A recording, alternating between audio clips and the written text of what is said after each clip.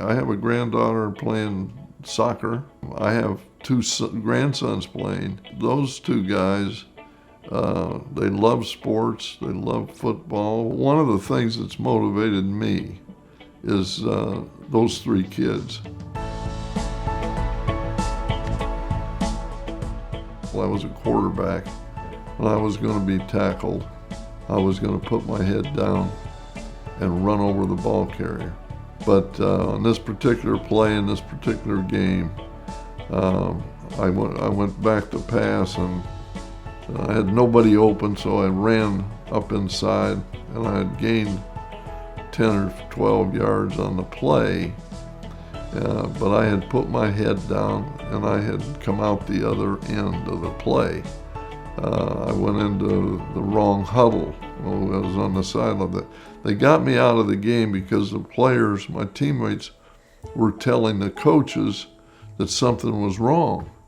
And we got back to the school. My mother was waiting, which was very unusual. I told her I was going to Trenton to have pizza with my teammates, and she said, "No, you're not." She saw that play, and she knew something was wrong. And on Monday, she went up to the school to see Coach McCourt. He told her he thought maybe they could hold me out for a week. And she said, "Well, that's not good enough. He is not going to play at least for 2 weeks." But I've thought about that injury many times. I think that experience was critical for me as I got into my coaching career. The game has changed, there's no doubt. Today, kids in their strength and conditioning programs, they're bigger, they're faster, they're stronger, even at the high school level. You know, the equipment is better, the coaching is better.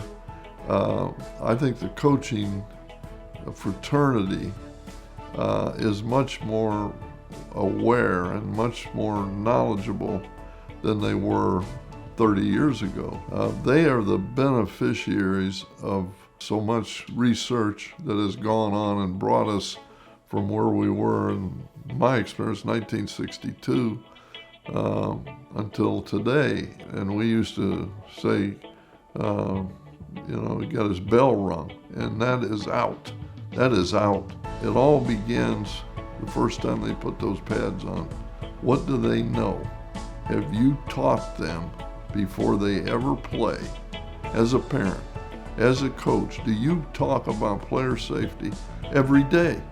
Every day that you're with your team, you're coaching safety. Safety. If you do that, the wins and losses take care of themselves. As a coach, I would much rather a guy not play than to feel like it was part of the game, that, that's what toughness is. That is not what toughness is. Toughness is knowing the game, knowing the rules. When you feel like something isn't right, make sure you tell your coach. Don't be afraid to tell your coach something that he might not want to hear. As a young kid, you have to learn to tell your parents, your coach, the doctor, what you don't feel is right. Well, I'm particularly interested in what the Concussion Center is trying to do in the inner cities. My first year out of college, I worked in the public schools in Detroit. I taught at a place called Butzel Junior High School. I got an education there in terms of the opportunities in athletics, because that for a lot of those kids, it's a way out, and they have a lot of good programs for kids. So there's a lot of dedicated coaches who are doing a good job. We're dealing with young people, their futures. We owe those kids an education in the rules and in the way the game is played.